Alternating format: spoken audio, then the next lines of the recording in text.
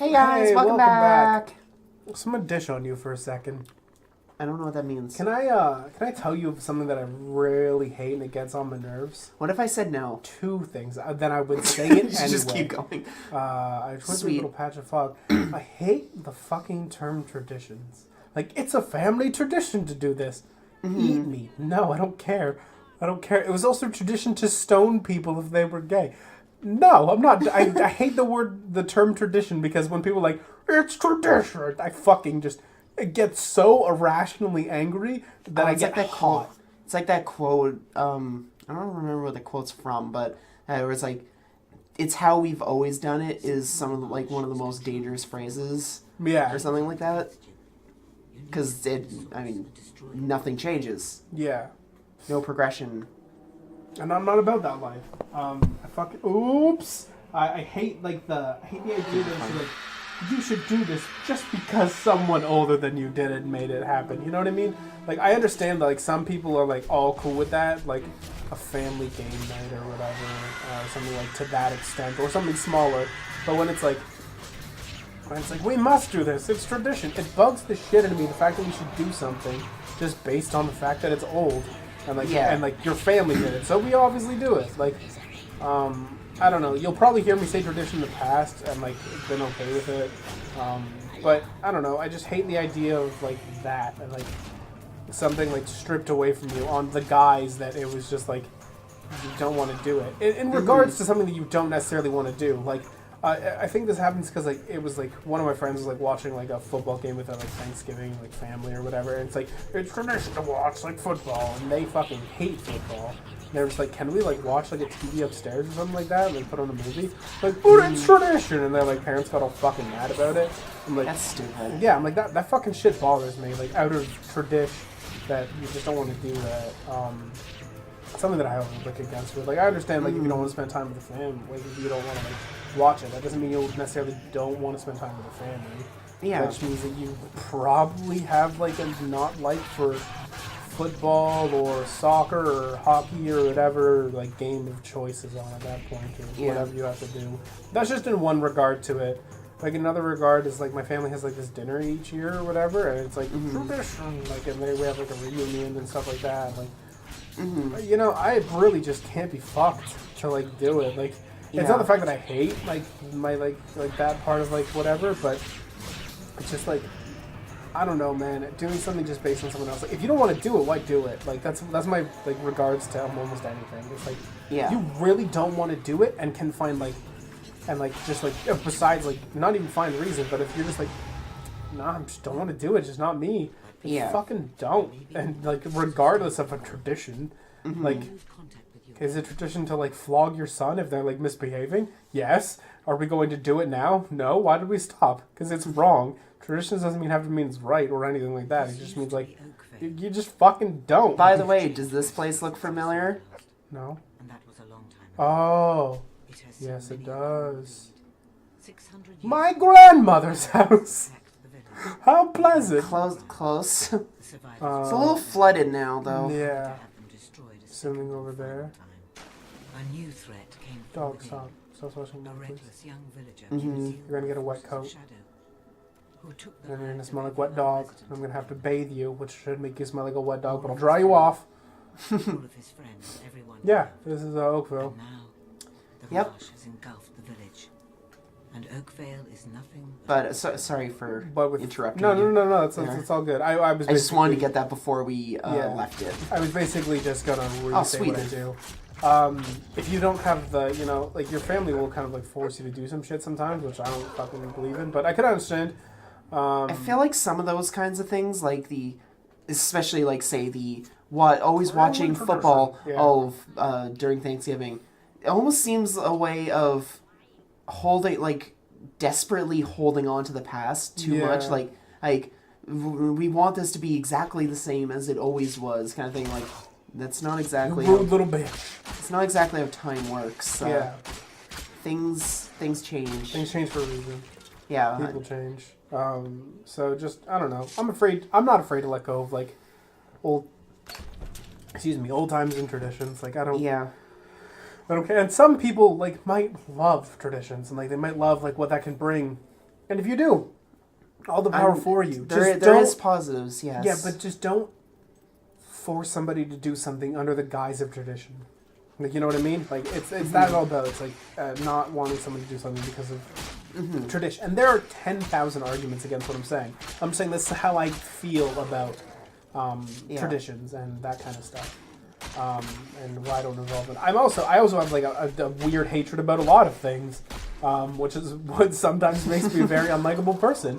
Like my hatred of the word and term girlfriend. Like I fucking hate it. I use significant other, partner, but I I use anything. Now I want to use partner for, partner. But it has to be like in that kind in of the just like the Western accent, like howdy partner. But like I don't know, I just don't. You're like, my partner. I don't like you're my girlfriend or a boyfriend. I fucking something bugs me about it. There's like something weirdly like middle school about the term like boyfriend girlfriend. Yeah. And like I understand like when it's just like, oh, this is my girlfriend, and like you're all like in like the bounces of love, and I understand that, and I'm fully fine with that. I just fucking hate the term girlfriend for some stupid reason. It doesn't make sense why I have like such disdain towards it. Hate's a strong word, but I really like it leaves just a weird like bitter taste in my mouth for some like silly reason. Fair enough. I'm sure everybody kind of has. There's probably a lot of things that like we just do. We don't really question or think about, but it's just something that's so like natural to us that we don't question it. Yeah. And like one actually I was just thinking about today that I absolutely hate saying bless you when somebody sneezes because there's no point to it. I know what the religious point and like that was the reason for it, but one, I'm not religious, so there's no reason for me to do it. But even if you hate it, if somebody says God bless you, don't fucking be an asshole about it back to them. Like, oh yeah, I still say thank you. Yeah. But I don't say bless you to people. Yeah. If they sneeze. Yeah. Because there's no point to saying it. Yeah. Excuse me. I will say excuse me to bodily functions, but I don't see the point of saying something to somebody else's bodily functions. Like well, because sneezing like in the regard what I would personally say is that it's no point to you, like because that's where like I had to like drive. There's no point in traditions to me because there is a point to it, and there is a point in saying excuse me and bless you. Because like the term like bless you just meant your heart stops, so they hope it beats back up again as soon as you sneeze. Yeah. That was where the term, as far as I know, came from it. I thought it was because the whole, your soul's trying to escape your body, no. Saying that crams it back in. As far as I know, for the bless you thing, is because your heart stops for a second. So by that, hopefully that you can now begin and like not have your... Like, I haven't heard that version. So. That's what I got told when I was younger, to say bless you to somebody. Yeah. So that's why I always say bless you. Like I will I'm not necessarily a faithful person, but I will say God bless you. Yeah. As soon as like you sneeze in front of me or whatever, because it was just out of forced habit, more or less. But now I was never forced for that kind of stuff. Yeah, so. and that's where we like dramatically differ, and that's what people could dramatically differ on the traditions thing or the girlfriend thing. Like we could have been like not forced to say it or like anything like that. So like that could be like blasphemous. What I'm saying, you know, like you'd be like, but what? But I grew up in a dramatically different home from most other folks, so I understand if what I'm saying is like, why the fuck do you even care? Or like same with the excuse me or bless you thing. It's like, why the fuck do you even care? I don't accept that besides the irrational point of anger. It just happens. Like, I don't know why. Like conditions to care. Yeah, I'm conditioned to like just like as soon as I hear like somebody, it goes beyond logic. Yeah. Or because to be honest, if I'm going to tell you what I feel about it, when I don't say bless you to somebody, I feel like I'm wronging them, and I know that I'm not. But I feel like I'm just like, oh, I didn't say that. Like I must be like a pretty shit person, and that's not it at all. But that's just the way I feel. Like I feel like that a bit more with other things like holding the door for somebody. Yeah. I think that's more just like that's a very cultural-esque thing because like in other places like nobody fucking holds the door for anybody. Somebody watching this might be like, holding the door for somebody? Well, yeah. But it's this. Oh, can I take that axe? Nope. But it's the same thing for me. Like if I don't say bless you, it's like I'm not opening the door for somebody. Yeah. And I get that. When it comes to like this is going to go into a weird spiral. How I immediately think of this, but will I teach my kid to immediately say God bless you? I don't know. I don't.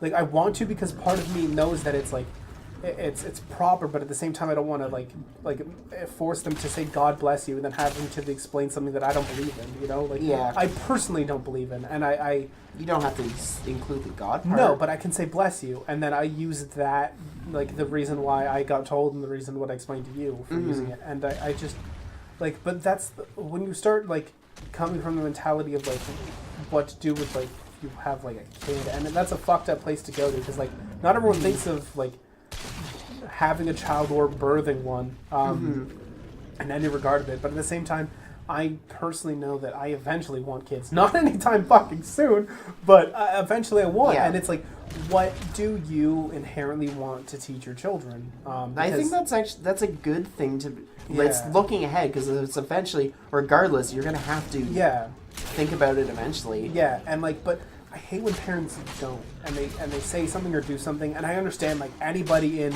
anger or happiness can say something, and it's just a phrase they've said all along and not think about repercussions of how it would have to their children. But it's like I'm not raising a children. I'm currently like I'm just an uncle. I just babysit. But the hard part with the whole like whether choosing whether or not like what to tell them, what not to tell them, in turn like being worried that it might come off the wrong way is that everybody is different. Like what one person like I was listening to somebody talking at work about how they were shown like horror movies at a very young age and stuff, and they were saying like that's desensitized to it and from a very young age because of that. And I'm like, though that's all fine and good for you, while some people where am I trying to go with this? Some people might be desensitized to it while other people might get scarred by it. So it's like, and you can't, there's absolutely no way to actually know which outcome is going to happen, unfortunately. So it makes it a really tough decision. It's like, do I show them this or like tell them this? Do I keep it from them? I don't know. There was recently an experience of that, my nephew saw a dead bird in the pool, because we have a pool, and a bird happened to fly into it, and it sadly drowned. And it was at that time whether or not we're going to talk about death to him. And he's not even 3 at that time, or he's just past 3 at that time. So it was like, do we say death or sleeping? And like that was the thing, but... And I honestly wouldn't even know what...